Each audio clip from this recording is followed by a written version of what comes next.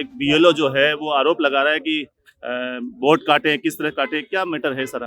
देखिए, संपूर्ण राजस्थान में कांग्रेस काल में फर्जी मतदान या गलत तरीके से मतदान बांग्लादेशी रोहिंग्याओं के जोड़े गए थे।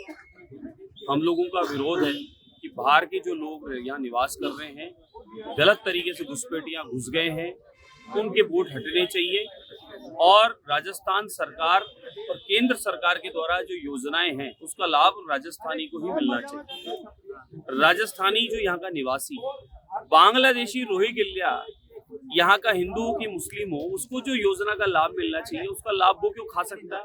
फर्जी मतदाता बनकर लोकतंत्र को कमजोर कैसे कर सकता है?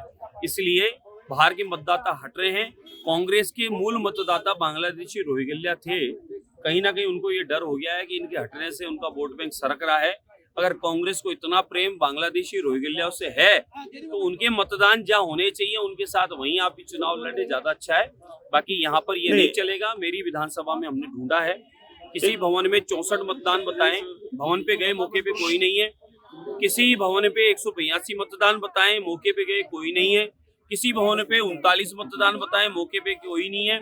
39 गज के मकान में, 50 गज के मकान में, ये मुझे बता दो इतने मतदाता आए कहां से? और ये मतदाता फिर आए तो भागे कहां?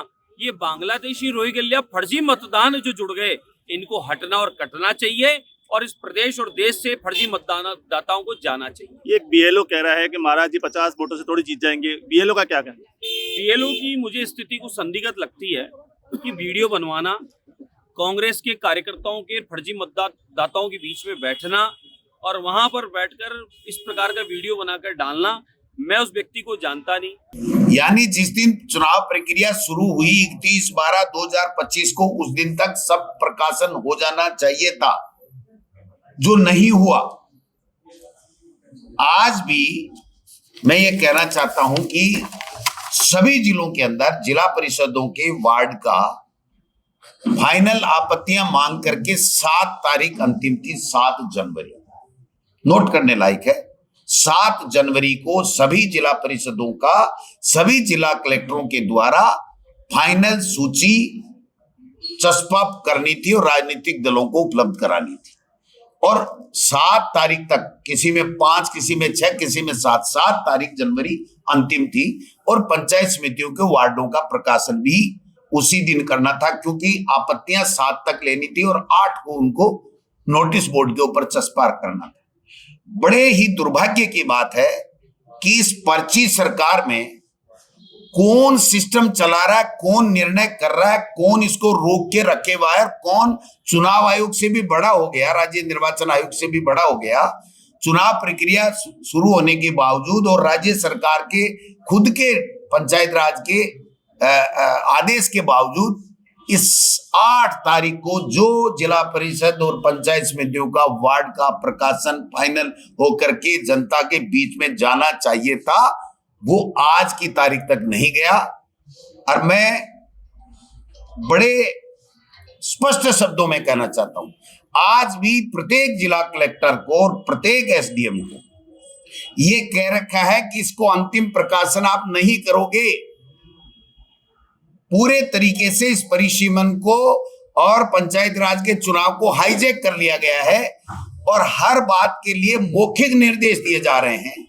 जहां जिन पंचायत समिति जिला परिषद वार्डों में आपत्तियां आई प्रकाशन के बाद में, उस प्रकाशन के बाद में जब 7 दिन का नोटिस दिया, 7 तारीख अंतिम थी, तब तक 7 तारीख को 6 बजे तक जो भी इनके पास में जो आपत्ति आई उसका निस्तारण रात को करके उनको 8 तारीख को फाइनल प्रकाशन करना था।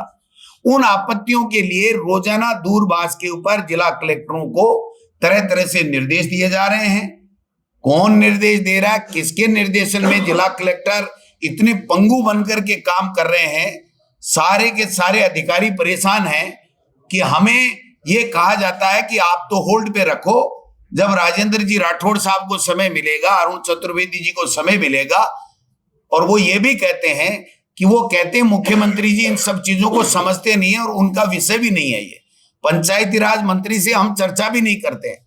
हमें जो निर्देश मिलते हैं वो राजेंद्र राठौड़ और अरुण चतुर्वेदी जी देते हैं और वो अभी उपलब्ध नहीं है कार्यकारी अध्यक्ष को अध्यक्ष बनाने के लिए दिल्ली पधारे में।